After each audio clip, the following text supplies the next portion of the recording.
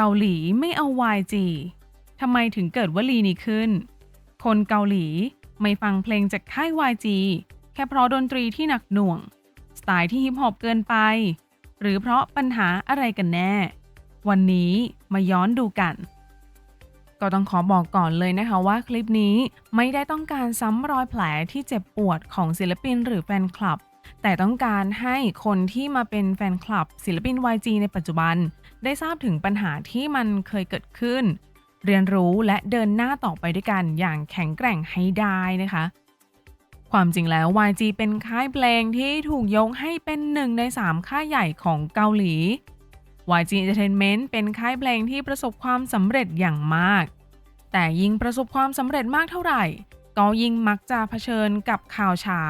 และปัญหาต่างๆที่มันส่งผลกระทบต่อภาพลักษณ์ของบริษัทได้ง่ายขึ้นมากเท่านั้นและด้วยความที่ YG เป็นค่ายที่ผลิตศิลปินที่ไม่เน้นภาพลักษณ์ไอดอลที่สมบูรณ์แบบตามขนบของ K-POP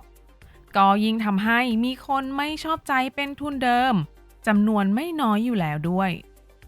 พอศิลปิน YG มีข่าวเสียหายสื่อก็รุมทำข่าวผู้คนก็รุมสาบกันแบบไม่ให้ผุดไม่ให้เกิดกันเลยโดยเรื่องอื้อฉาวร้ายแรงที่ส่งผลกระทบกับค่าย YG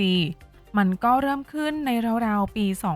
2017 ชเวซึงฮยอนหรือท็อปสมาชิกวง Big Bang ได้ถูกจับในข้อหาใช้กัญชาในปี 2017 มีพยานซึ่งอ้างว่าเป็นอดีตเด็กฝึก YG เธอได้บอกว่าท็อปใช้กัญชา 4 ครั้งในปี 2016 ซึ่งศาลก็ตัดสินให้เขาจำคุก 10 เดือน รอลงอาญา 2 ปี พอเรื่องนี้เป็นข่าวแน่นอนว่าสื่อเกาหลีก็ต่างรุมทำข่าวนี้จนกลายเป็นข่าวดังอยู่ช่วงเวลาหนึ่งเลยทำให้ภาพลักษณ์ของ Big Bang และ YG แย่ลงไม่น้อยคนเกาหลีก็รุมด่าเขาตั้งแต่วันนั้นจนถึงปัจจุบันก็ยังมีคนตามด่าเรื่องนี้อยู่เลยแม้ว่าท็อปจะสำนึกในสิ่งที่ทำไปแล้วพักงานออกจากวงการบันเทิงเป็นเวลาหลายปีจนประกาศออกจาก YG ในปี 2022 แฟนๆ ได้เรียกร้องให้ท็อปกลับมาทำเพลงแต่เขาก็ยังคงหวาดกลัวที่จะต้องเจอกับความโหดร้ายแบบที่เคยเจอในอดีตจนไม่กล้ากลับเข้าสู่วงการเพลงอีกแล้วหลังจากนั้นสถานการณ์ของ YG ก็ดูเหมือนกำลังจะดีขึ้นแต่มันกลับเกิดหายนะครั้งใหญ่ในปี 2019 ที่ส่งผลกระทบรุนแรงกับค่าย YG มาจนถึงปัจจุบันนั่นคือคดี Burning Sun คดีใหญ่ที่ออกข่าวไปทั่วประเทศซึ่งผู้ที่ไปเกี่ยวข้องกับคดีนี้ก็คือซึงรี Big Bang โดยเขาถูกกล่าวหาว่ามีส่วนร่วมมีส่วนเกี่ยวข้องกับการค้ามนุษย์การค้าประเวณีการใช้ยาเสพติดการทุจริตของตำรวจและการยักยอกเงินมีการจัดหาหญิงบริการให้กับนักลงทุนต่างชาติซึ่งรีถูกตั้งข้อกล่าวหาทั้งหมด 9 กระทงทำให้เขาต้องลาออกจากวงและถูกสั่งจำคุก 3 ปีแต่สุดท้ายในปี 2022 ศาลอุทธรณ์ก็ได้ลดโทษให้เหลือ 18 เดือนทำให้ในปี 2023 ซึงรีก็ถูกปล่อยตัวหลังจากได้รับโทษจำคุกครบกำหนดแล้วคดีของซึงรีเป็นคดีที่ใหญ่ระดับประเทศทำให้ YG เสียชื่อเสียงอย่างหนักราคาหุ้นของบริษัทก็ดิ่งลงเหวและแทนที่ประธานค่ายยังหยางฮยอนซอกจะได้ช่วยเหลือค่ายให้ผ่านพ้นวิกฤตนี้แต่เขากลับถูกดึงเข้าไปพัวพันในคดีนี้ด้วยตอนนั้นหยางฮยอนซอกถูกกล่าวหาว่าจัดหาหญิงบริการให้กับนักลงทุนต่างชาติมีการพยายามรายงานว่าเขามีส่วนร่วมในการควบคุมเครือข่ายค้าประเวณีในต่างประเทศซึ่งคดีก็ถูกนำขึ้นศาลแต่ในปี 2022 หยางก็ถูกตัดสินว่าไม่มีความผิดแต่ดูเหมือนว่าจะมีคนจ้องเล่นงานหยางอยู่ยังไงอย่างนั้นเพราะยังมีการรายงานข่าวว่าเขาไปเล่นพนันผิดกฎหมายในลาสเวกัสทำให้สุดท้ายก็ถูกตั้งข้อหาละเมิดกฎหมายแลกเปลี่ยนเงินตราต่างประเทศหยางถูกตัดสินให้จ่ายค่าปรับจำนวน 15 ล้านวอนหรือประมาณ 400,000 บาทและด้วยความที่ถูกโยงกับคดีใหญ่และมีการพยายามกล่าวหาในหลายเรื่อง ทำให้หยางฮยอนซอกต้องตัดสินใจลาออกจากตำแหน่ง CEO ของค่าย YG Entertainment ในปี 2019 ณ เวลานั้นค่าย YG ต้องเผชิญกับกระแสต่อต้านจากสังคมเกาหลี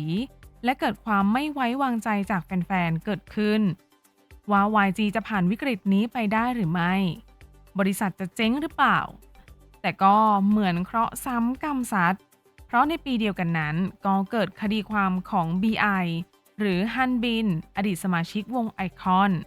เขาถูกกล่าวหาว่าพยายามซื้อกัญชา ซึ่งข้อกล่าวหานี้ถูกเปิดเผยจากแชทกาเกาทอล์กระหว่าง BI และฮันซอฮีซึ่งเป็นพยานคนเดียวกันกับคดีของท็อปเลยนะคะ เป็นแชทในปี 2016 แต่ถูกแจ้งความในปี 2019 จังหวะพอเหมาะพอเจาะกับสถานการณ์ที่กำลังแย่ของ YG มากๆ พอเกิดเรื่อง BI ก็ตัดสินใจลาออกจากวงไอคอนและออกจาก YG ไป เพื่อเซฟเพื่อนๆในวงและค่าย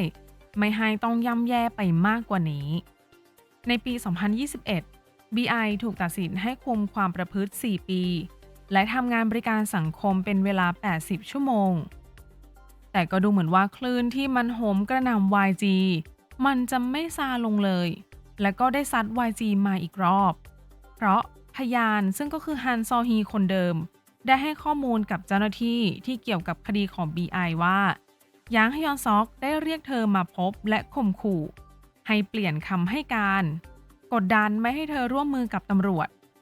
จากนั้นหยางฮยอนซอกก็ถูกตั้งข้อหาข่มขู่พยานและแทรกแซงการสืบสวน